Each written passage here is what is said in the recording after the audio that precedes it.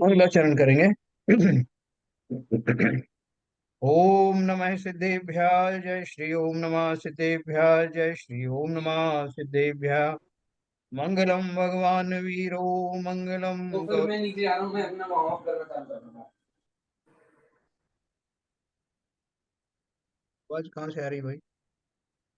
मंगलम भगवान वीरो मंगलम गौतमो गणी मंगलम कुंद कुंदाद्यो जयंदर्मोस्तु मंगलम सर्वमंगल मांगल्यम सर्वकल्याणकारिकम प्रधानम सर्वधर्माणां जैनम जयतु शासनम जैनम जयतु शासनम जैनम जयतु शासनम। तो ये मोक्ष मार्ग प्रकाशक का छठवां अधिकार हमने कल से प्रारंभ किया है और इसमें कुदेव कुगुरु और कुधर्म का स्वरूप बताते हुए उनसे उनसे हमको छुड़ाया गया। तो वो कुदेव कुगुरु का बीच बीच में उन्होंने स्वरूप भी बताते गए हैं, उनके श्रद्धान आदि करने से क्या नुकसान होता है और हमारा जो श्रद्धान है वो किस वजह से उनके ऊपर चला जाता है। उन बातों को मिथ्या बता करके उन्हें हम जो हमारा जो श्रद्धान जो गलत है उसके बारे में हमको जागृत किया गया है। तो अपन वहां से शेयर करेंगे।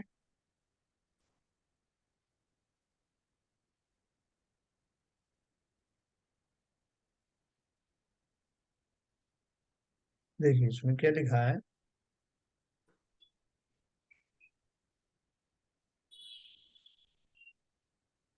ये जो हमारा जो कंफ्यूजन होता है ना कि वो व्यंतर देवों ने फायदा किया नुकसान किया, पहली बात तो बहुत सारे लोगों को ये बात मालूम नहीं है कि वो जो व्यंतर देव जो है वो जो भी कोई चमत्कार आदि होते हैं तो वो चमत्कार आदि जो है मुख्य रूप से व्यंतर देवों कृत ही होते हैं। दूसरी बात जो भी आगे आने वाली है वो ये है कि हमारे अपन कहते हैं कि जब हमारा पुण्य का उदय होता है तो कुछ घटनाएं ऐसी घटित होती हैं जो हम हमको मददगार साबित होती हैं। जब पाप का उदय होता है तो ऐसी घटनाएं घटित होती हैं कि वो हमारा कोई नुकसान होता है। तो वो घटनाएं प्रकृति कैसे करती है? प्रकृति के पास दो तरीके हैं। एक तो ये है कि वो जैसे जिसे हम नेचुरल कैलमिनिटी कहते हैं कि साहब भूकंप आ गया, ज्वालामुखी फट पड़ा, ज्वार भाटे आ गए, तो ये सब जो प्रक्रिया, बिजली गिर पड़ी, ये सब जो हमें नेचुरल कैलमिनिटी इसलिए दिखाई देती है कि वहाँ कोई मैनुअल इंटरवेंशन हमें दिखाई देती नहीं, तो उसको हम सहज में मान लेते हैं। लेकिन जो बाकी की घटनाएं होती हैं वो किसी मनुष्य के द्वारा, किसी पशु के द्वारा या व्यंतर देवों के द्वारा घटित होती हैं। उनको किसने भेजा, वो ही क्यों आए, यही एक खास बात है। ये एक राज की बात है कि वो जो जीव हैं या वो जो देव हैं वो उनकी सहायता, पुण्य, उनके पुण्य आदि का फल देने के लिए वो माध्यम बनते हैं, पुण्य या पाप के लिए। वो खुद कुछ नहीं करते। आपके पुण्य और पाप की जो शक्ति है उसमें पूरा कोडिफिकेशन होता है कि वो पुण्य कैसे फलित होगा, किस रूप में फलित होगा, उसके फलस्वरूप क्या सामग्री आएगी, उसको पहुंचाने वाला कौन होगा, कौन सी घटना घटेगी जब वो आएगा, ये सब कोडिफाइड होता है। तो कोई इस अपेक्षा से आप देखें तो कोई चमत्कार नहीं, प्रकृति का विधान है ये। चूंकि हम उसके बारे में नहीं जानते इसलिए हम उसको चमत्कार की नाम देते हैं। आइदर साइड, चाहे वो पुण्य के संदर्भ में हो या पाप के संदर्भ। तो अपन कहते हैं देखो साहब वो खड़े के खड़े रह गए, उन्होंने बोला था कि जब तक मैं हूं तुम्हारा कुछ बाल वहां का नहीं हो, ऐसा बोल ही रहे थे, तब तक वो नीचे जमीन पे गिर पड़े या कार में से निकले और उनका हाथ वैसे के वैसा रह गया। ये अपन ने खुद घटनाएं देखी ना। तो इसलिए एक तो किसी अपनी शारीरिक क्षमता पर, शक्ति पर किसी पर दम्भ करना मत, और किसी को इस तरह के कोई आश्वासन अपन देते हैं व्यवहार में, चिंता मत करो मैं हूं ना, हमारा क्या भरोसा। प्रकृति के हम लोग इंस्ट्रूमेंट बनकर रह जाते हैं। जब किसी का पुण्य पाप का उदय होता है और हमारे माध्यम से होने वाला है तो हम उसके इंस्ट्रूमेंट बन जाते हैं, और फिर हमें इस बात का बड़ा अफसोस होता है कि मैंने ये सब क्यों किया। जैसे मैंने सुंदरी के पिताजी को सूझा कि इसको कोढ़ी पति से ब्याह दिया, कोढ़ी व्यक्ति से ब्याह दिया जाए जिससे इसका दम ठीक हो जाएगा। ये जो मानती है ना कि सबको अपने भाग्य का सब मिलता है, इसको दिखाऊंगा मैं भाग्य, भाग्य क्या होता है, मेरे भाग्य का खाती है। ये दिखाने के लिए उनके मन में जो भाव आए, उसके फलस्वरूप कितनी घटनाएं घटित हुई।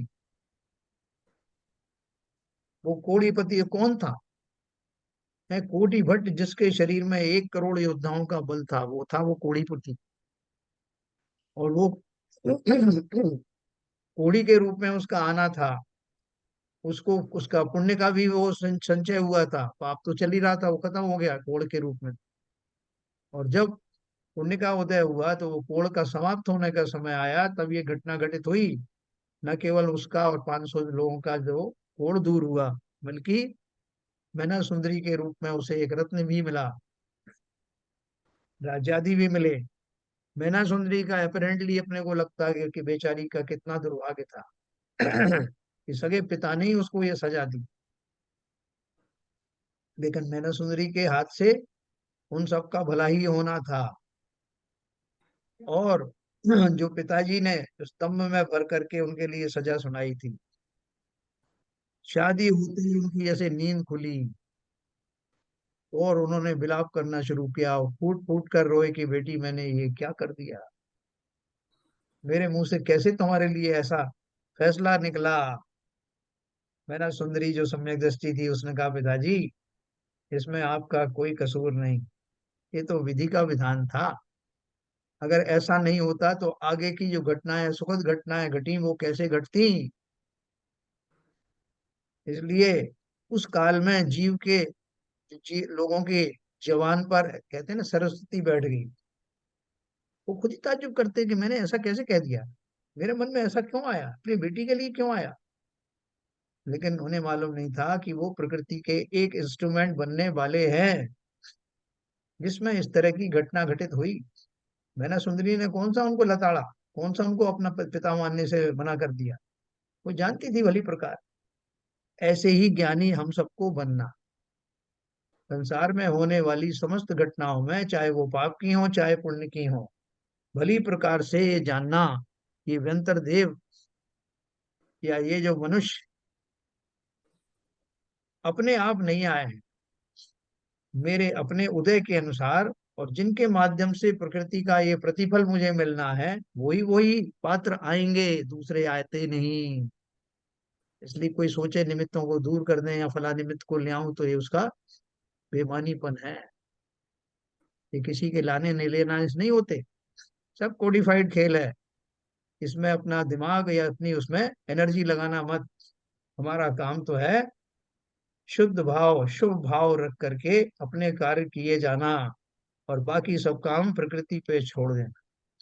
जिस भी रूप में आना होगा, हारिए ना हिम्मत विसारिए ना, हरि नाम बोलते हैं ना, जाई विधि राखे राम ताई विधि राखिए।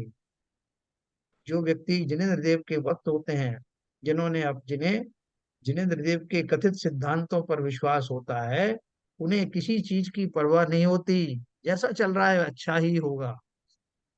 तो ये समस्त घटनाएं जो उसमें मैं आपको बताने जा रहा हूँ, व्यंतर देवों कृत बहुत सारी चीजें होती हैं। लेकिन व्यंतर देवों को आप डायरेक्ट पूजो और उनसे कहो कि भैया तुमने जैसा उनको फल दिया था अच्छा वाला, वैसा मुझे भी देना, इसलिए मैं आपकी पूजा करता हूँ, तो व्यर्थ जाएगी आपकी पूजा। और मिथ्यात्व का पोषण करने से मिथ्यात्व नाम के कर्म का बंध अलग से होगा। इसलिए इस पूरी प्रक्रिया को समझना जो मैं आपको समझाने वाला हूँ, देखिए। तथा अन्य मत में, हाँ भाई, इसको ऊपर हमने पढ़ा, जो कल्पित देव हैं उनका भी कहीं अतिशय चमत्कार देखा जाता, वह व्यंतराधिक द्वारा किया होता है। कोई पूर्व पर्याय में उनका सेवक था, पश्चात मरकर व्यंतरादि हुआ, वहीं किसी निमित्त से ऐसी बुद्धि हुई, तब वह लोक में उनको सेवन करने की प्रवृत्ति कराने के अर्थ कोई चमत्कार दिखाता है। अभी आप वो देखते हो ना आजकल, वो बाबा बागेश्वर देव, वो क्या हो रहा है बहुत रोचक घटना है वो। उस व्यक्ति को कोई एक व्यंतर देव की कोई थोड़ी सिद्धि है। वो व्यंतर देव वो है, उसका करना यह है कि जहां जहां भी हिंदू धर्म के विपरीत लोग चले गए हैं, उनको चमत्कृत करके और उनको इस मार्ग पर वापस लाना। वो छोटी सी सिद्धि है, वो थोड़े काल तक रहती है, और वो व्यक्ति उसके हिसाब से, उसकी बुद्धि वैसी होती है, वो पर्ची लिखता है और जो भी आपको पता है, उस सारी घटना में वो जो व्यंतर देव की जो जितनी शक्ति है और जितने काल तक रहने वाली है, उस काल तक उस व्यंतर देव का उद्देश्य एक ही है कि वो जो हिंदू धर्म से जो पलायन कर गए हैं उनको कुछ चमत्कार दिखला करके उनको वापस ला। ये उसका एक सीमित लक्ष्य है। और वो जितने दिन तक उसके अंदर वो शक्ति रहेगी वो हमेशा नहीं रहने वाली, उतने दिन तक रहेगी। और उससे जिन जिन का जैसा होना है वो होता रहे। तो व्यंतराव में कुतूहल करने की शक्ति होती है, और वैसे भी उनमें शक्तियां तो बहुत होती हैं, जिनके बारे में हमने तत्वार सूत्र में भी लिखा है और यहाँ भी थोड़ा संक्षेप में बताया। पूरा सिद्धांत समझना आपको बहुत आनंद आए। तो देखो क्या बोल रहे हैं, जगत भोला है, किंचित चमत्कार देखकर उस कार्य में लग जाता है। कितनी मुझे मुस्लिम मुस्लिम महिलाएं थी जो कन्वर्ट हो गई थी, वापस हिंदुओं में कन्वर्ट हो गई। जिस प्रकार जिन प्रतिमादिक का भी अतिशय होना सुनते व देखते हैं, सो जिनकृत नहीं है, जिनेन्द्र देव ने थोड़ी किया है, जैनी व्यंतरादिक होते हैं। उसी प्रकार कुदेवों का कोई चमत्कार होता है, वह उनके अनुचर व्यंतरादिक द्वारा किया होता है, ऐसा जानना। हाँ, बहुत सारे लोग इस बात को लेकर डराते हुए भी रहते हैं। वो देखो उसने ऐसा किया था तो उसको ये फल मिला, और अच्छे के लिए बोलते हैं कि देखो साहब उन्होंने सत्यनारायण की कथा करवाई तो उनको इतना इतना लाभ हुआ, जिसने नहीं करवाई उसके जहाज डूब गए। इसकी कथाएं कही जाती। तथा अन्य मत में परमेश्वर ने भक्तों की सहायता की व प्रत्यक्ष दर्शन दिए इत्यादि कहते हैं। वहां कितनी ही तो कल्पित बातें कही हैं, कितने ही उनके अनुचर व्यंतरादिक द्वारा किए गए कार्यों को परमेश्वर के किए हुए कहते हैं। यदि परमेश्वर के किए हों तो परमेश्वर तो त्रिकालज्ञ है, सर्व प्रकार समर्थ है, भक्त को दुख किस लिए होने देगा। हैं, द्रौपदी को चीर बढ़ायो, सीता प्रति कमल रचायो, अंजन से किए अकामी, दुख मेटो अंतर्या। अपन भी बोलते हैं। तो द्रौपदी का चीर बनाने के लिए कौन आया? कोई भगवान उतरे क्या? उनके यहाँ तो वो कृष्ण जी को भगवान माना गया और वो आ गए अवतार बनकर अदृश्य रूप से। तो ये सारी घटना कैसे हुई? द्रौपदी का पाप के उदय होने से दुर्योधन आदि की ऐसी मति हुई कि इनको निर्वस्त्र किया जाए, लेकिन साथ में उसका पुण्य का उदय भी था, जिसके कारण किसी व्यंतरादि देव ने उनकी सहायता की, और उसने उन्होंने उनको, सती थी वो। हमारे यहाँ जो इन लोगों के यहाँ पंचभरतारी और ये सब बताते हैं, ये उनके ऊपर लांछन है, महान सती थी वो।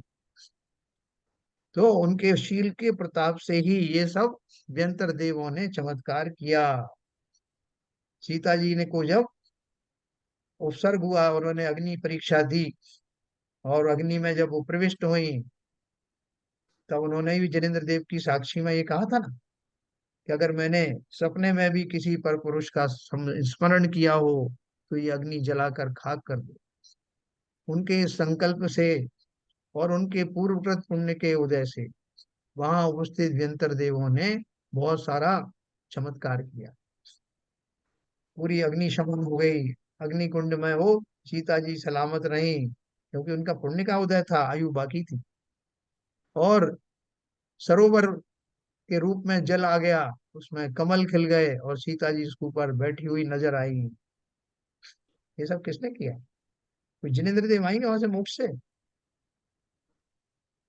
इससे हमें ये जाहिर होता है कि जिनेन्द्र देव की भक्ति का कितना प्रताप है। शुद्ध हृदय से बिना किसी वांछा के भक्ति जिनेन्द्र देव की करे किए जाने पर ऐसा पुण्य अर्जित होता है कि देवता पानी भरते हैं। उन्हें देवताओं की आप जब पूजन करोगे तो वो कुछ नहीं कहें।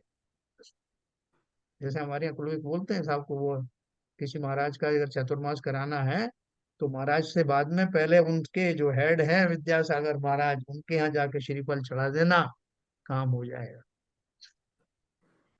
है ना, ये लोक में कही जाती है इस तरह की बात। तो जिनेन्द्र देव की पूजा भक्ति अगर आपने निस्वार्थ भाव से बिना किसी, देखो इसमें अगर कामना सहित मांगोगे तो उसका उतना फल नहीं होगा। निष्काम करोगे निरपेक्षा से करोगे तो वो काम तो होंगे ही जो आप सोच के आए थे, उसके अलावा भी 10 काम हो जाएंगे। और मांगने के भाव से आओगे तो जरूरी नहीं कि आपका पुण्य का उतना जोरदार सृजन हो। इसलिए वो कहावत कही ना, लोगों, बिन मांगे मोती मिले, मांगे मिलेगा। ये सारे सिद्धांत लागू करना और निश्चिंत रूप से जिनेंद्र देव की उपासना करना, काम हो जाएगा। तो क्या बोल रहे हैं, तथा अन्य मत में परमेश्वर ने भक्तों की सहाय की, वह प्रत्यक्ष दर्शन दिए इत्यादि कहते हैं।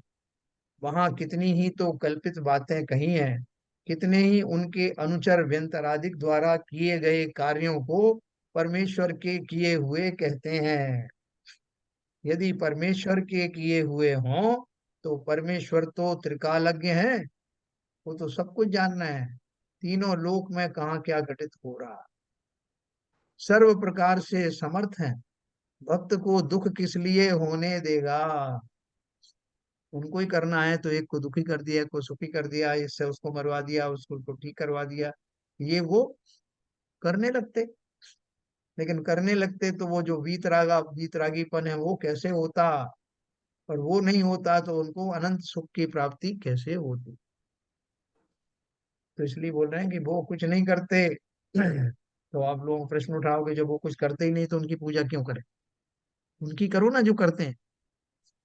है तो उसका उत्तर जो है मैंने आपको पहले ही दे दिया, और यहाँ भी आगे आने वाला है।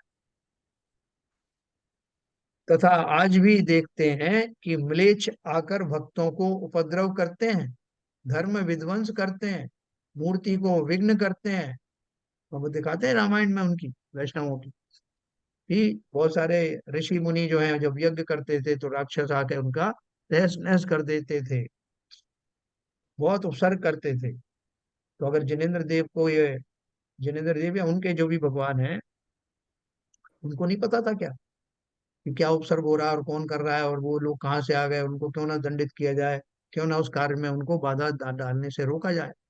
तो क्यों नहीं रोकते। बोले साहब रोका तो था ना, बाद में आए थे वो रामचंद्र जी भगवान के रूप में अवतार लेके, तब उन्होंने उनका विनाश किया था। तो बोल रहे हैं जो भगवान सब चीजों के कर्ता धर्ता है, आपने माना है, तो वो ऐसा, इस तरह की जो घटनाएं उनको होने क्यों देते हैं, उन जीवों को ऐसा बुद्धिहीन क्यों कर देते हैं, फिर उनको मारने की जरूरत क्यों पड़ती है, जब उनको सब पहले से पता। तो इसलिए वो कह रहे हैं कि भगवान का किया हुआ होता तो अपने भक्तों के ऊपर में पहले से ही निहाल रहते। तो बोल रहे ना, यदि परमेश्वर के किए हुए हों तो परमेश्वर तो त्रिकालज्ञ है, सर्व प्रकार समर्थ है, भक्त को दुख किस लिए होने देगा। तथा आज भी देखते हैं कि म्लेच्छ आकर भक्तों को उपद्रव करते हैं, धर्म विध्वंस करते हैं, मूर्ति को विघ्न करते हैं। यदि परमेश्वर को ऐसे कार्यों का ज्ञान ना हो तो सर्वज्ञ पना ही नहीं रहेगा। अब बोलो साहब भगवान को पता नहीं था, पता होता तो कुछ करते। जानने के पश्चात भी सहाय ना करे तो भक्त वत्सलता गई और सामर्थ्यहीन हुआ।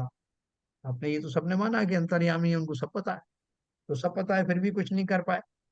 तो कुछ नहीं कर पाए तो क्या उनके पास सामर्थ्य नहीं था, या जैसा कहते हैं कि भक्त के वश में है भगवान, वो सब घटित नहीं हो रहा है, कुछ तो गलत है ना। तथा साक्षीभूत रहता है, अगर आप ये कहो नहीं साहब वो तो सब देखते रहते हैं, साक्षीभूत रहता है तो पहले भक्तों को सहायकी कहते हैं, वो झूठ है। क्योंकि उसकी तो एक सी ही वृत्ति है, ऐसा थोड़ी कि कभी तो वो भक्तों की सहायता करने आ गए, कभी साक्षी भाव रख लिया, एक जैसे ही रहेगा ना। फिर यदि कहोगे वैसी भक्ति नहीं है तो म्लेच्छों से तो भले हैं, और मूर्ति आदि तो उसी की स्थापना की। वो बोल रहे हैं कि अगर आप ये कहो कि वो क्या साहब उनकी भक्ति जिसने की ना वो बराबर भक्ति नहीं करी, अगर जोर से भक्ति करते तो हो सकता भगवान उतर के आ जाते, फिर उनका देखते आप दुष्टों का। तो वो बोल रहे हैं कि जिन्होंने भक्ति की थोड़ी बहुत तो की ना, उन म्लेच्छों के मुकाबले में जो उपसर्ग करने आए थे उनसे तो वो अच्छा ही थे, जो भाव था उनका भक्ति का भाव था, म्लेच्छों का तो नहीं था सिवाय दुष्टता करने के। तो उनके मुकाबले में भगवान को कौन ज्यादा प्रिय था, भले ही थोड़ी सी भक्ति थी तब भी करना था ना मदद। वैसी भक्ति नहीं है तो म्लेच्छों से तो भले हैं। और मूर्ति आदि तो उसी की स्थापना की थी, भगवान की स्थापना की थी, और उसके ऊपर उपसर्ग आ रहे हैं, वो चुपचाप बैठे हुए। उसे तो विघ्न नहीं होने देना था। है जैसे हमारे राष्ट्रीय ध्वज का साहब किसी ने जो है अपमान कर दिया, तो राष्ट्रभक्त खड़े हो जाएंगे, सरकार खड़ी हो जाएगी। तो वहां उनकी ही मूर्ति के ऊपर उपसर्ग हो रहा है, सब तरह से सामर्थ्यवान है, और वो तीनों लोग की बात जानने वाले हैं, अंतर्यामी हैं, फिर भी कुछ नहीं होने दिया, उन दुष्टों को करने दिया जो वो करना चाहते थे। तथा म्लेच्छ पापियों का उदय होता है, सो परमेश्वर का किया है या नहीं। वो जो म्लेच्छ बनाए या जो आतंकवादी बनाए, उनको किसने बनाया? है भगवान ने बनाया कि नहीं बनाया? यदि परमेश्वर का किया हुआ है तो निंदकों को सुखी करता है, भक्तों को दुख देने वाला पैदा करता है, वहां भक्त वत्सलता कैसे रहा? बोले साहब वो जो दुष्ट आए थे, उन्होंने मूर्ति वगैरह तोड़ ताड़ के चले गए, कितने जीवों को मार के गए, कितने साधुओं को यज्ञ से खदेड़ कर मार डाला, वो सब सफल हो गए। और भक्त जो कर रहे थे, कोई यज्ञ आदि कर रहे थे, सब कुछ कर रहे थे, वो असफल हो गए। तो क्या भगवान की लीला हुई? वो भक्तों की सुनते हैं या म्लेच्छों की सुनते हैं? तो बोल रहे हैं यदि परमेश्वर का किया है तो निंदकों को सुखी करता है, भक्तों को दुख देने वाला पैदा करता है, वहां भक्त वत्सलपना कैसे रहा? और परमेश्वर का किया नहीं होता तो परमेश्वर सामर्थ्यहीन हुआ, यानी भगवान ने ही सब बनाया हो तो ये भी बनता नहीं है, तो भक्त वत्सल नहीं रहे। और अगर परमेश्वर ने नहीं किया या परमेश्वर कुछ नहीं कर पाए तो उनका सामर्थ्य नहीं रहा, इसलिए परमेश्वर कृत कार्य नहीं है। दोनों साइड से नहीं है उनका। कोई अनुचर व्यंतराधिक ही चमत्कार दिखलाता है, ऐसा ही निश्चय करना। क्योंकि अपन को घटनाएं देख करके अपने को लगता है साहब किसी ने तो किया ना, और वो दिखाई देता नहीं कि किसने किया। तो ना दिखाने वाले बहुत सारी चीजें होती हैं, जिसमें प्रमुख रूप से व्यंतर देवादि ही होते हैं। और कई बार हमको प्रत्यक्ष में दिखाई देता है, साहब मैंने देखा इसको अपनी आंखों से, इसने उसका मर्डर किया, प्रत्यक्ष देखा। और आप बोल रहे हो कि ये ना तो जो मरने वाला है उसका जो है कोई अपराध रहा होगा, और जिसने मारा उसका कोई अपराध नहीं, ये क्या बात करें? तो जिसने भलीभांति इन सिद्धांतों को समझा है वो इसकी गहराई में जाकर समझ लेंगे। संसार में जो कुछ भी घटनाएं होती हैं, वो घटनाएं जो सहज में दिखाई पड़ती हैं उनका तो हम जो है बहुत अफसोस करते हैं, अरे साहब इन्होंने ऐसा कर दिया, पुलिस देखती रह गई, खड़ी रही, इन्होंने कुछ नहीं किया था, हमारे सामने ये सब हुआ, और वो अदालत से भी बरी हो गया। ये कैसे हो रहा है? दुष्ट जो है कामयाब हो रहे हैं, और भक्त जो है वो परेशान होते चले जा रहे हैं। तो घटना कैसे होती है? और कुछ घटनाओं में आपको पता भी नहीं चलता कि साहब पता नहीं, ये तो बेचारा वहां से जा रहा था, एक पुल टूट गया और नीचे गिर पड़ा, सारे के सारे मर गए। तो वहां तो किसी व्यक्ति ने नहीं किया ना, वो घटना कैसे हुई? सारी घटनाएं चाहे आपको मनुष्यकृत हो चाहे देवकृत हो, उन सब के पीछे एक ही सिद्धांत काम करता है। समस्त घटनाएं उन पात्रों के माध्यम से घटित होती हैं जो उन घटनाओं में निमित्त बनने थे, पुण्य में भी और पाप में भी। और उन्हीं के साथ घटित होता है जिनकी आयु शेष है या समाप्त होने वाली है। इस सब घटनाओं का आप एनालाइज करना, ये पूरा पढ़ने के बाद आपको ये सिद्धांत बहुत अच्छे से समझ में आने वाला है। देखो मैं अब बार बार कहता हूं कि वर्तमान में हम सब क्या एक ही तरह का पुरुषार्थ है, अलग अलग भूमिकाओं में पुरुषार्थ की परिभाषाएं बदल जाती।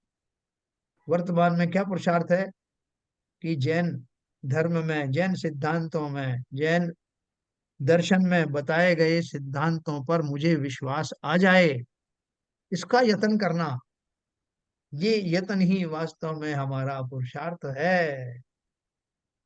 सम्यक दर्शन जिसे कहते हैं, वो सम्यक दर्शन क्या है? कि ये जो कुछ जिनेन्द्र देव की बताई हुई, कथन की हुई चीजें हैं, उन पर वैसा ही वैसा, वैसा का वैसा श्रद्धान मुझे हो जाए जो नहीं हो पा रहा है। जिस दिन उस पर ऐसा ही श्रद्धान हो जाएगा कि बिल्कुल ऐसा ही है, तो उस दिन क्या होगा? बोले साहब उस दिन मैं सबको बता दूंगा कि मुझे हो गया श्रद्धान, ऐसा लिख के ले लो। लिख के लेने की जरूरत नहीं।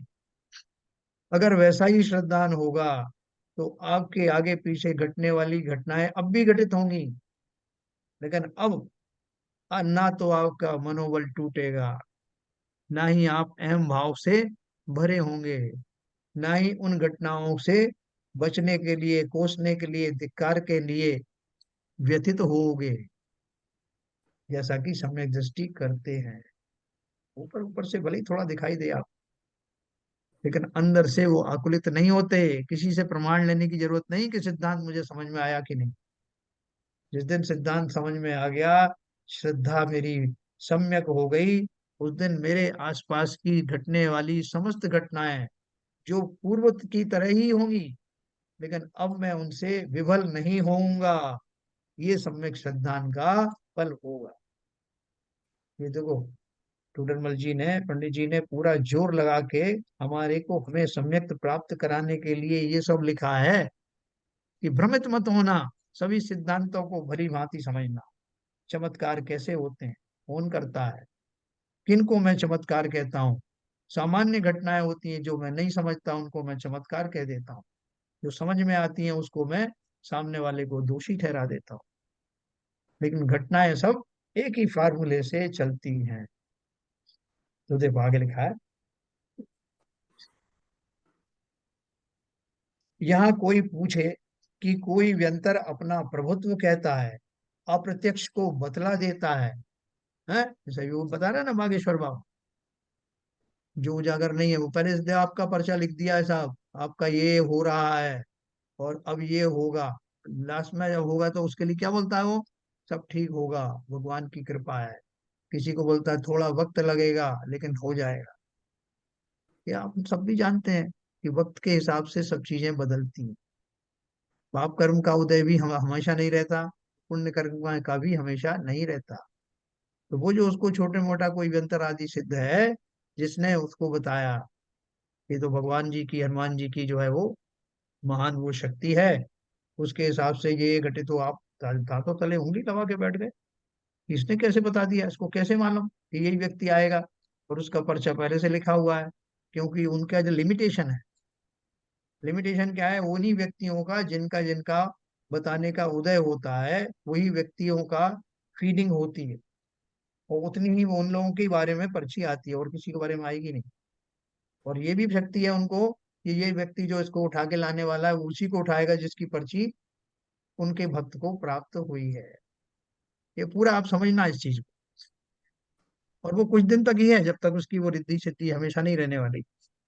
और उसमें अभी फिलहाल जोर नहीं पड़ रहा। तो इसलिए वो क्या बोल रहे हैं, परमेश्वर कृत कार्य नहीं है, कोई अनुचर व्यंतराधिक ही चमत्कार दिखलाता है, ऐसा ही निश्चय करना। कोई व्यंतर अपना प्रभुत्व कहता है, अप्रत्यक्ष को बतला देता है। कोई कुस्थान निवास आदि बतलाकर अपनी हीनता कहता है। बहुत सारे जो आपने देखा होगा तिजारा आदि में, पहले वो व्यंतर देव आते थे, किसी को भूत लग गए, वो लग गए, तो साहब वो उस व्यक्ति के जिसके शरीर में वो आया है, तो वो अपनी भाषा में उस आवाज में बोलता था। तो उससे पूछते थे कि भैया तुम क्यों आए हो, तो वो कभी तो हंसता था, कभी रोने लगता।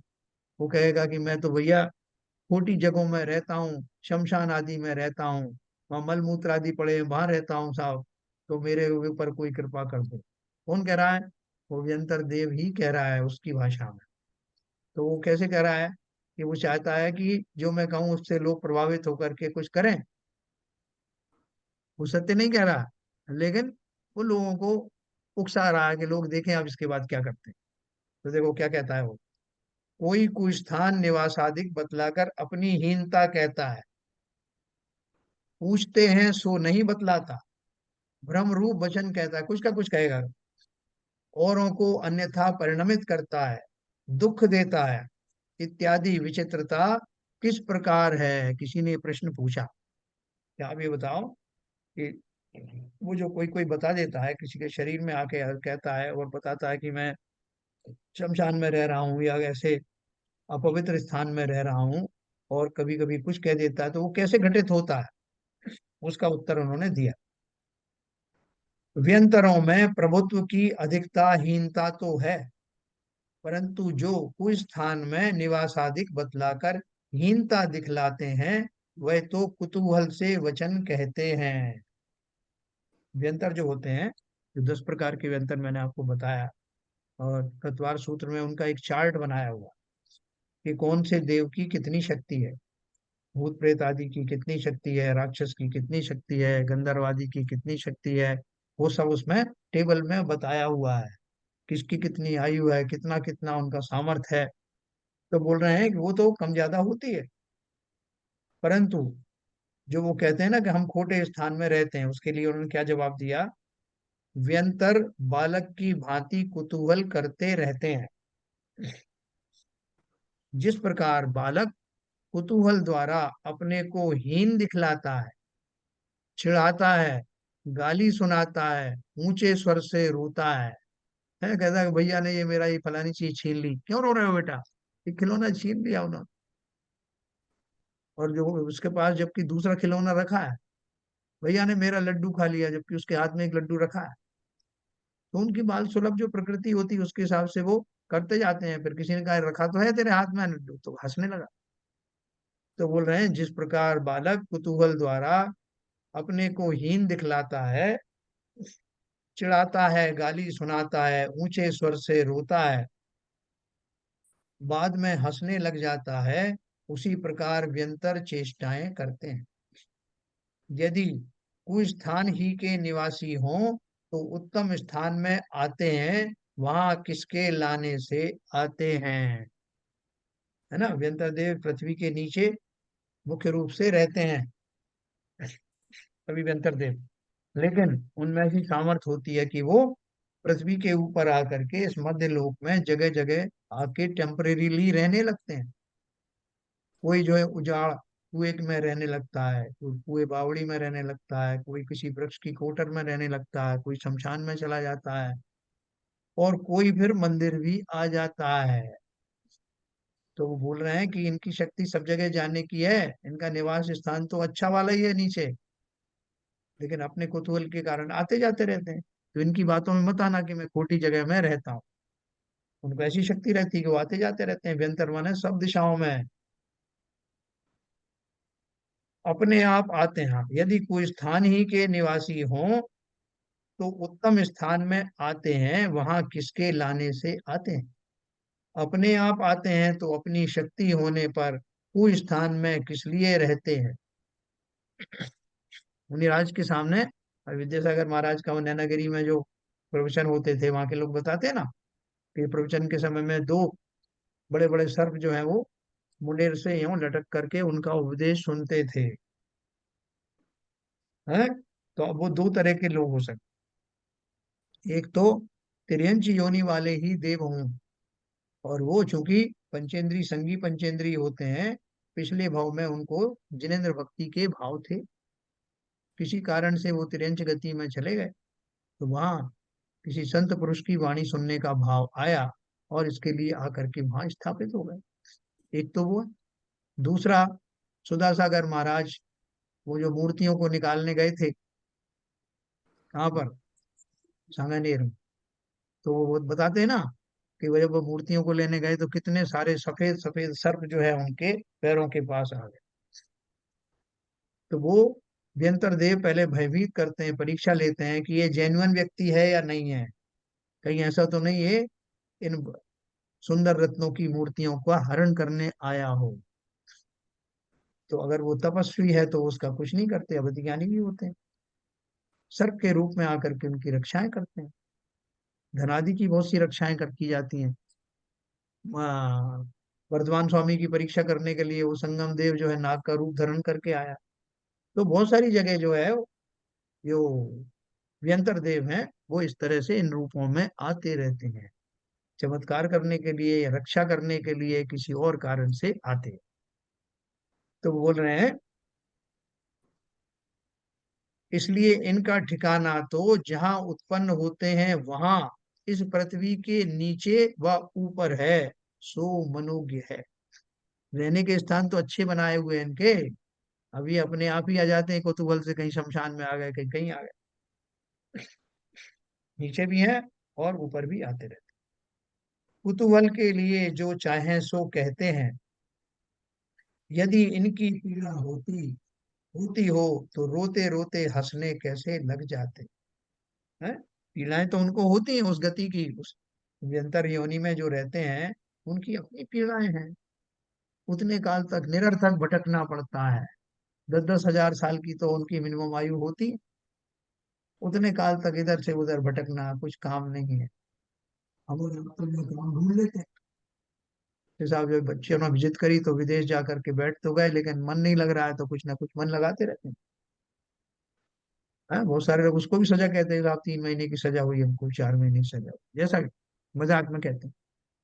तो ऐसे वहां जो व्यंतर देव बने हैं, उनको बेचारों को काफी सजाएं हैं। वो इधर से उधर भटकते रहते हैं, ऐसे ही अपना मन बहलाते रहते हैं। और ये जो उनको हंसना और रोना और ये सब कौतूहल, ये सब करना, ये उनका एक पार्ट है। फिर एक बात उन्होंने और बताई, इतना है कि मंत्रादि की अचिंत्य शक्ति है, सो किसी सच्चे मंत्र के निमित्त नैमित्तिक संबंध हो तो उसके किंचित गमनादि नहीं हो सकते। वह किंचित दुख उत्पन्न होता है, वह कोई प्रबल उसे मना करे तब रह जाता है, वह आप ही रह जाता है, इत्यादि मंत्र की शक्ति है, परंतु जलाना आदि नहीं होता। देखो क्या बोल रहे हैं, आपने सुना होगा बचपन में कि वो एक नाथ जाति के कुछ व्यक्ति होते हैं, उनको एक किंचित थोड़ी वो मंत्र आदि आते हैं, उस मंत्र को कंकरी के ऊपर पढ़ करके उस मंत्रित कंकरी को चारों दिशाओं में फेंक देते हैं। पहले घरों में आते थे वो कीलित करने के लिए, कोई सर्प आदि हो तो वो कीलित हो जाए, और कई बार सामने ही अगर सर्प आ जाए तब भी उसको वो कंकरी उसके ऊपर फेंक करके उस मंत्र की शक्ति से कीलित कर देते थे। आज भी कहीं कहीं होता होगा। तो बोल रहे हैं कि मंत्र में अचिंत शक्ति है, किसी सच्चे मंत्र के निमित्त नैमित्तिक संबंध हो, यानी वो मंत्र में शक्ति है, उसको पढ़ने वाला उस भाव से पढ़ रहा है, और उस जीव को कीलित होने का समय आ गया हो। ये सब चीज जब सिंक्रोनाइज होता है तब कीलित भी हो जाते हैं। आपको याद है रक्षाबंधन की अपन ने कथा पढ़ी थी, उसमें वो जो मुनि महाराज थे जिन्होंने विवाद किया था मंत्रियों से, और जिनको आचार्य ने कहा था कि तुम सजा के रूप में उसी जगह खड़े हो जाओ जहां तुमने वाद विवाद किया, और उनको मारने के लिए वो मंत्रियों ने रात के अंधेरे में तलवारें उठाई, तो तलवारों सहित उनको कीलित कर दिया गया। जैसे कि तैसे हाथ उठे के उठे रह गए। किसने किया वो? भगवान आए क्या? उनके आचार्य आए क्या? मुनि महाराज ने किया क्या? कैसे हुआ? है पूरा मैकेनिज्म है, इसमें कोई अंधविश्वास की जरूरत नहीं। उस स्थान, सभी स्थानों पर व्यंतर देव आदि रहते हैं। उनमें से जो व्यंतर देव को ऐसा लगा कि ये ऐसा अनहोनी नहीं होना चाहिए, वो जिन भक्त अभ्यंतर आदि ने वो कौतूहल किया, उनके अंदर शक्ति थी, वो कील दिया। उसमें सब निमित्त निमित्तिक है, उनको उस काल में कीलित होना था, क्योंकि उसके आगे की घटनाएं उस कीलितपन से जुड़ी हुई थी, कि सवेरे राजा को वहां आना था और प्रजा को उनको देखना था, और जिन जैन धर्म की प्रभावना होनी थी, उन दुष्टों को सजा होनी थी। ये बात अलग है, उस सजा के माध्यम से फिर दूसरे उपसर्ग उन्होंने किए। ये सारी घटनाएं एक दूसरे से कनेक्टेड होती हैं। तो कहने का अर्थ क्या है कि व्यंतर देवों के द्वारा ये सब घटनाएं की जाती हैं, जहां कहीं होती हैं, कई बार नहीं होती तो अपन कहते हैं व्यंतर देव कहाँ चले गए। हाँ, जैसे जनेन्द्र देव, उनको आदिनाथ भगवान को आहार नहीं हुआ 6 महीने का, तो उनका नियम था, 6 महीने बाद और नहीं आए, तो वो कहाँ चले गए? बोले साहब व्यंतर देव तो छोड़ो, इनकी शरण में तो जो कल्पवासी देव भी आते थे भोजन आदि सामग्री लेके, वो सब कहाँ चले?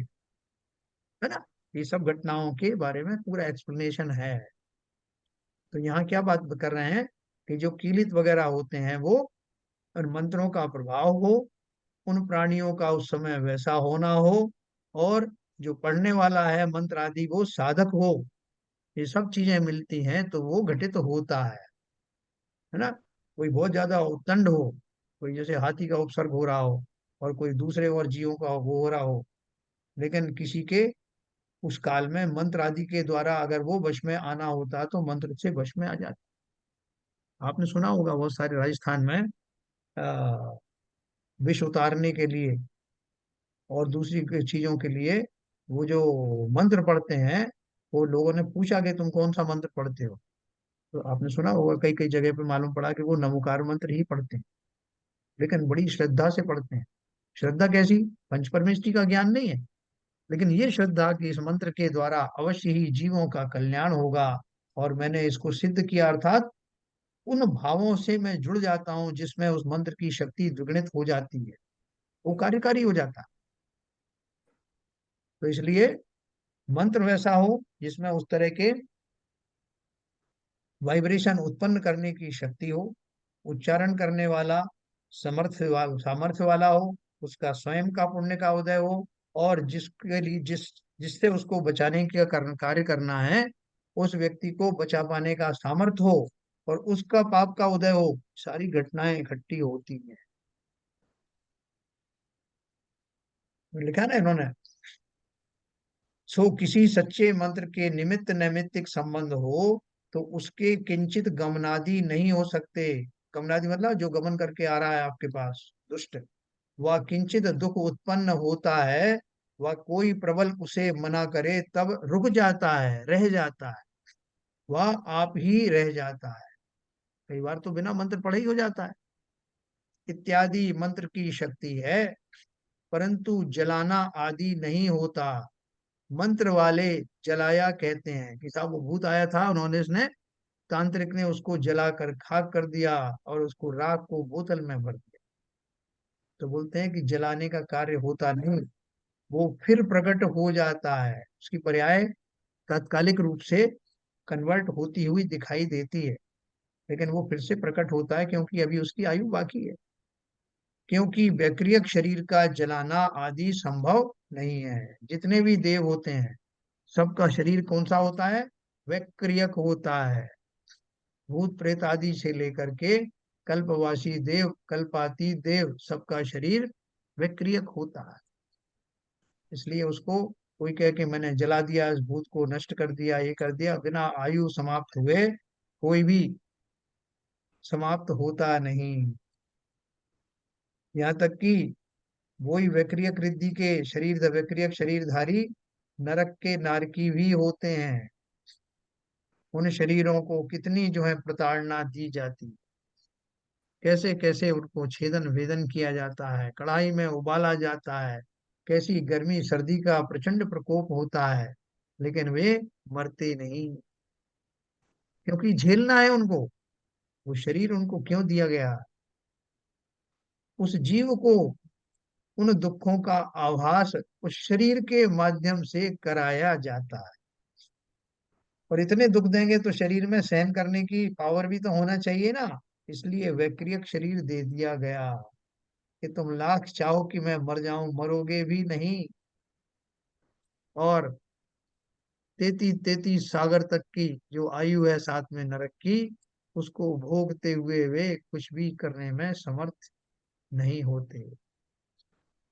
हमारे लिए तो बहुत अच्छा है, ये उदारिक शरीर दिया है ना, और आयु भी थोड़ी सी है। उसको ही अगर आपने भली भांति उपयोग कर लिया तो आगे की गतियों में, एक तो बहुत सारी खोटी गतियों में जाने के द्वार बंद हो जाएंगे, और उत्तम गतियों में जाओगे तो वहां भी ये भाव बना रहेगा। वहां अवधि ज्ञान से जान लोगे कि मैंने कौन से उत्तम कार्य किए थे जिनके कारण मैं देव गति में आया, और वो आपको अगले भाव सुधारने में निमित्त होगा। देखो प्रकृति ने सबके लिए ऊर्जा दी है कि आपको जब देव नया उत्पन्न होता है तो उसको एक क्षण के लिए ख्याल आता है कि मैं यहाँ कैसे आया, और अवधि ज्ञान से जान लेता है। और खोटे भाव करने वाले वो नारकी, उनको भी कुअवधि ज्ञान से पता लगता है कि मैंने क्या अनर्थ किया था। सब जगह ये सिद्धांत जो अपन पढ़ रहे हैं सब पर लागू होता है। तो इसलिए वो बोल रहे हैं कि जो जो घटनाएं जैसी घटित होती हैं उसको सही परिप्रेक्ष्य में समझना। कुछ भी ऐसी घटना नहीं है जो हमारे ज्ञान के से बियॉन्ड हो। हम सब ज्ञान के द्वारा समझ सकते हैं कौन सी घटना कैसे हो रही है। जरा हमें समझ में नहीं आता कैसे हो रहा है, चमत्कार हो गया था। तो आप प्रभु बा धन्य है आप आशनाथ भगवान, आपने कैसा चमत्कार दिखाया है। ये सब व्यवहार की बातें हैं। हमें ऐसे भाव भी आते हैं, आने में कोई दिक्कत नहीं, लेकिन उसके पीछे ये मूल घटनाएं कैसे घटित होती हैं उसका पूरा विवरण समझना। कहते समय दृष्टि को कुछ भी चमत्कार दिखाई देता नहीं, वो चमत्कृत नहीं होता। बाद में जब केवल ज्ञानी बनता है तो अपन उसके उनके गुणों में बोलते हैं ना, केवल ज्ञान के अतिशय कि उन्हें विस्मय नहीं होता। क्या विस्मय होगा? सब घटनाओं के बारे में पता है, कौन सी घटना कैसे घटित थी, काहे का विस्मय। ऐसे ही हम भी अगर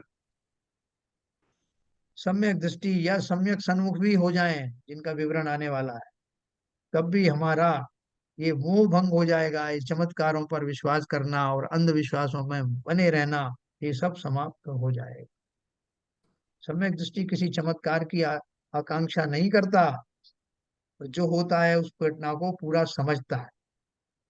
तो देखो आगे बोल रहे हैं, व्यंतरों के अवधि ज्ञान किसी को अल्प क्षेत्र काल जानने का है, किसी को बहुत है। जो अवधि ज्ञान होता है वो अवधि ज्ञान के भी कई कई प्रकार हैं।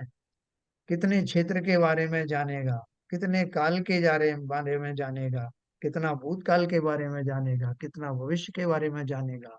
सब अलग अलग अलग अलग वैरायटी के अवधि ज्ञान होते हैं। जिसका जितना प्रभाव होता है, जितना पुण्य आदि होता है, उसके हिसाब से उनको वो उतना प्राप्त होता है। व्यंतरों के अवधि ज्ञान किसी को अल्प क्षेत्र काल जानने का है, किसी को बहुत है। वहां उनके इच्छा हो और अपने को ज्ञान बहुत हो तो अप्रत्यक्ष को पूछने पर उसका उत्तर देते हैं। आपको बहुत जगह मिल जाएंगे ऐसे लोग। जैसा वो बाबा से पूछा तो उसने बता दिया।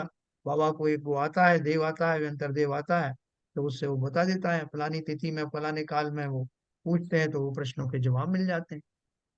तो बोल रहे हैं वहां उनके इच्छा हो, किनके इच्छा हो, वो जो बताने वाला है, और अपने को ज्ञान बहुत हो तो अप्रत्यक्ष को पूछने पर उसका उत्तर देते हैं। अपने को ज्ञान बहुत की जरूरत क्या पड़ी, कि वो जो उत्तर देते हैं वो इशारों में संकेतों में देते, उस संकेतों का अपन अंदाज लगाते हैं कि ये क्या कहने वाला। और वो बहुत सारे, अगर उसमें शक्ति है तो जितनी शक्ति है, जितना उसकी अवधि ज्ञान की शक्ति है, जितने काल की जितने क्षेत्र की बताने के वो योग्य है, तो वो अब तीन चार चीजें हो गई। एक तो उसकी वो शक्ति, दूसरा पूछने वाले की सामर्थ्य, तीसरे बताने वाले की इच्छा। ये सब हो तो वो अप्रत्यक्ष को, हमारे लिए अप्रत्यक्ष है, वो उसका उत्तर दे देते हैं। अल्प ज्ञान हो तो अन्य महत व्याज्ञानी से पूछकर आकर जवाब देते हैं। आपने सुना होगा ना, वो एक कथा है कि वो विक्रमादित्य ने एक जो है बैताल को सिद्ध किया था। और सिद्ध करने से पहले वो बैताल ने कहा था कि राजा मेरी इच्छा है कि मैं आपका अनिष्ट करूं। ये तो खाने वाने की बात कहते हैं, वो खाते वाते तो नहीं है, उनको नष्ट करने का भाव। तो उन्होंने विक्रमादित्य ने कहा था कि ये तुम अपने गुरु से पूछ के आओ कि मेरी आयु एक दिन घट या बढ़ सकती है क्या। तो वो उस कहानी में कहा गया, जो वो पूछ के आया उन्होंने बोल दिया कुछ नहीं हो सकता। तो जिससे पूछने गया होगा वो ज्यादा ज्ञानी होगा, भले भी अंतर ही हो, उनमें भी सब होते हैं ना, ऐसे इंद्रादिक होते हैं। तो अल्प ज्ञान हो तो अन्य महत ज्ञानी से पूछ कर आकर जवाब देते हैं। अपने को अल्प ज्ञान हो व इच्छा ना हो तो पूछने पर उसका उत्तर नहीं देते, ऐसा जानना। हम्म?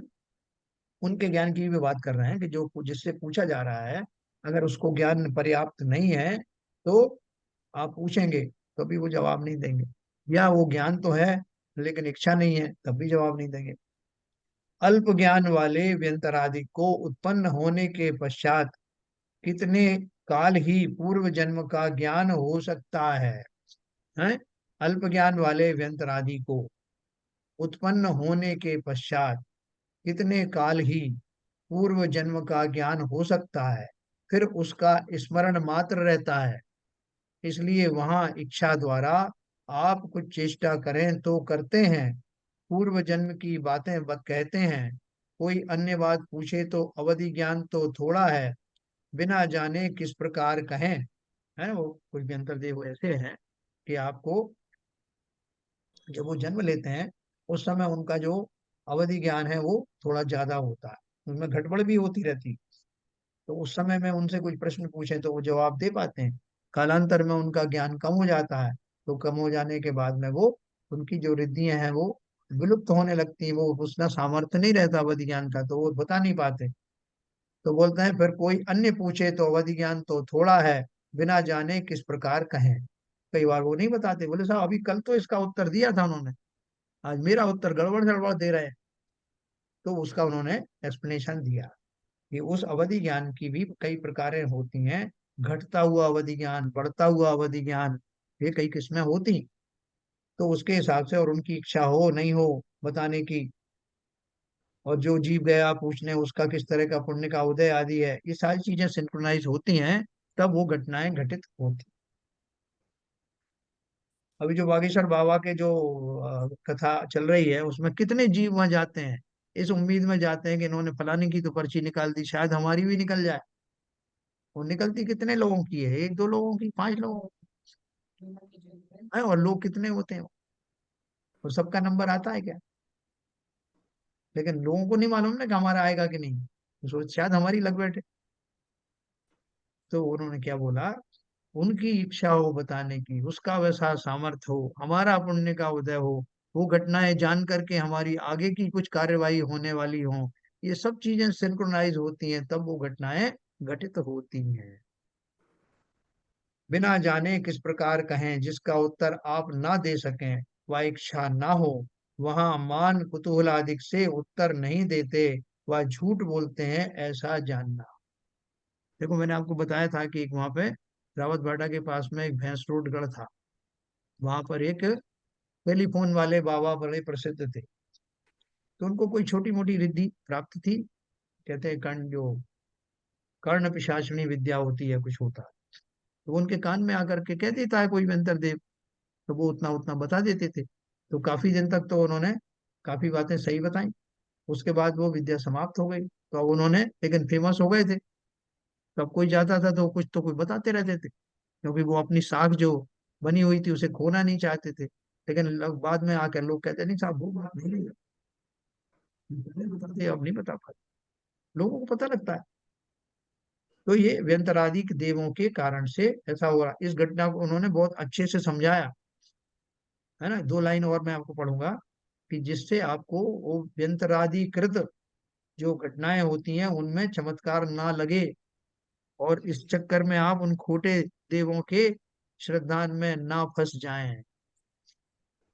देवों में ऐसी शक्ति है कि अपने व अन्य के शरीर को व पुद्गल स्कंद को जैसी इच्छा हो तदनुसार परिणमित करते हैं। वो शेर बन गए, बकरी बन गए, किसी के शरीर में प्रविष्ट हो गए हैं, उनकी आवाज बदल दी, ये सब उनका सामर्थ्य होता है। इसलिए नाना आकार आदि रूप आप होते हैं, वह अन्य नाना चरित्र दिखाते हैं, अन्य जीव के शरीरों को रोगादि युक्त भी कर देते हैं। किनको कर पाते हैं?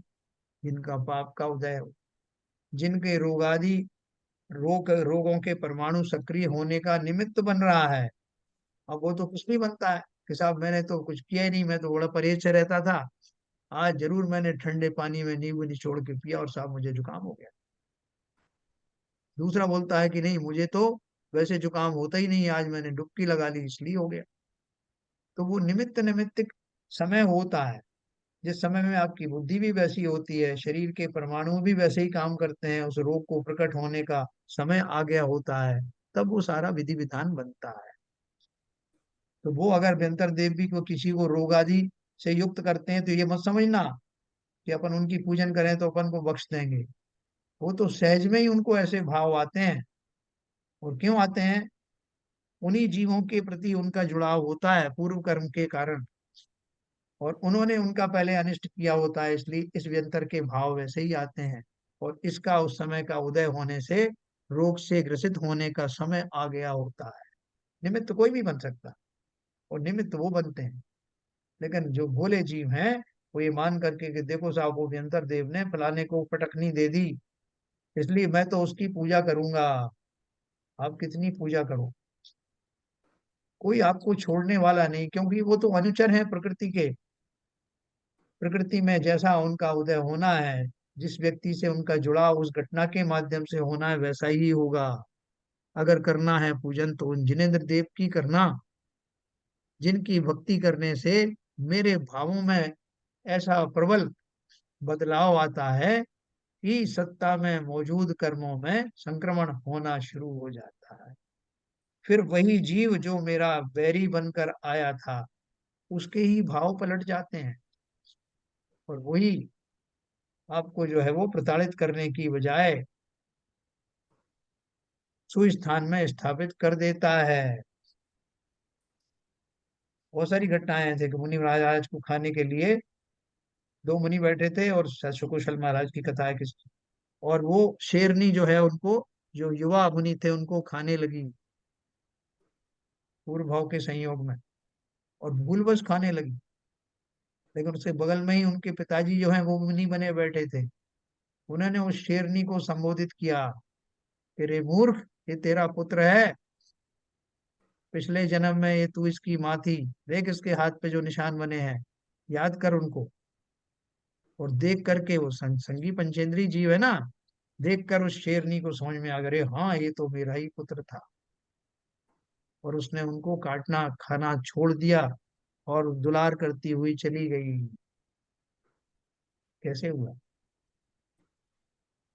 उनके भावों के निमित्त से, उनके शुद्ध भावों के निमित्त से मुनिराज के, उनके वो कर्मों का संक्रमण हुआ, और उसी समय उस शेरनी को जाति स्मरण हुआ।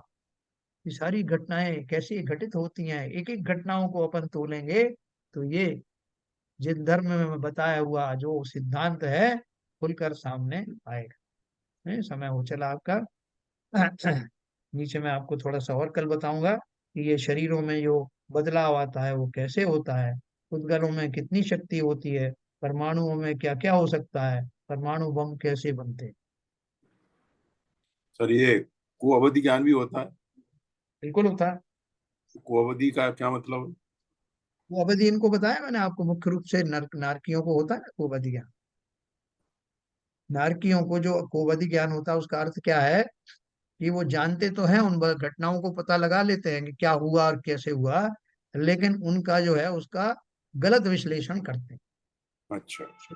जैसे मैंने आपको उदाहरण दिया था कि पूर्व जन्म में एक माँ ने अपने बेटे को हाँ काजल समझ, लगा, हाँ, दिया था। उसका उदाहरण दिया है शास्त्रों में। इसलिए उसको कुअवधि कहते वो बात कहते हैं, देखो हमारे बीच में भी हम लोग क्या है, कोई हमारा भला करने आता है, और अपन को समझते हैं कि ये तो मेरा शत्रु है, तो हम जो है कैसा कैसा कर बैठते हैं उसके खिलाफ। फिर कोई हमें समझाता है कि ये तो तुम्हारा भला करने वाला था यार, तुमने इसको ही मार दिया। ऐसा कई बार हुआ ना। राजा श्रेणिक थे, उनको उनके पुत्र ने अंतिम समय में जेल में बंद कर दिया, और जब उनकी माता ने उसको संबोधा कि रे मूर्ख, तुझे तो हमने बाहर घोड़े पे फेंक दिया था, हे राजा श्रेणिक, अपने पितृ रूप में उनको पिता का जो स्नेह आया, जिसके कारण तुझे उठा के वापस ले आए, मुझे तो मालूम था कि तू इनकी मृत्यु का कारण बनेगा, मैंने फिकवा दिया था, लेकिन इनकी जो स्नेह था उसकी वजह से तुझे वापस लाए। आज तू इन्हीं को जो है जेल में बंद किए हुए है, को प्रताड़ना दे रहा। वो इतना विवल हो गया, उसको सब जागृति आई, और उसने एक छेनी और हथौड़ा हाथ में लिया, और बोला मैं ही उनकी बेड़ियां काटूंगा आज। मुझे समझ में आ गया, अरे मैं कितना गलत था। हाथ में हथौड़ी लेकर के जेल की तरफ जब वो आ रहा था, तो राजा सैनिक को लगा कि इतनी प्रताड़ना तो पहले ही दे चुका है ये दुष्ट, अब मुझे हथौड़ी से मारने आ रहा है। और ये सोच करके उन्होंने सलाखों पर सिर पटक पटक के अपना अंत कर लिया। ये सब ऐतिहासिक घटनाएं हैं। उनको नरक आदि का बंद हुआ ना, तो ये भी सब सारे सहयोग मिले। इसलिए बहुत विवेक रखना, कौन आपको किस भाव से कह रहा है। हो सकता है कि उसमें आपका भला हो, सर्वथा बुरा ही मत समझना। लेकिन देखा जाए तो आज भी हम लोग में भी जब बोलते हैं ना निंदक नीरे नीरे राखिए, तो उसका मतलब ये है कि आपके पास में यदि आपका कोई विरोधी है या आपका कोई दुश्मन है, तो वो एक तरह से वो आपको कुछ समर्थी दे रहा है, आपको बुरे समय से बचा रहा है। आप उसके लिए तैयार हो, आप मतलब आप उसके मेहनत कर रहे हो उससे बचने के लिए, तो और हाँ, चीज़ों से बच रहे हो, आप आगे बढ़ रहे हो। बिल्कुल। देखो अभी समय ज्यादा हो गया, मैं कल आपको ये आपकी बात याद रखना, इसके बारे में कल उदाहरण दूंगा मैं आपको कि कैसे हम जो है आने वाली जो घटनाओं को बुरा समझ करके उनको टालते हैं, और ना जानते हुए कि ये घटनाएं हमारे लिए सुखकारी होंगी। चलिए अभी समय हो गया, आज नहीं आई कल ललित जी। चलो कौन पढ़ेगा भाई आज जिनवाणी स्तुति? संजय प्रकाश। हाँ सर, पढ़ता हूँ सर जी।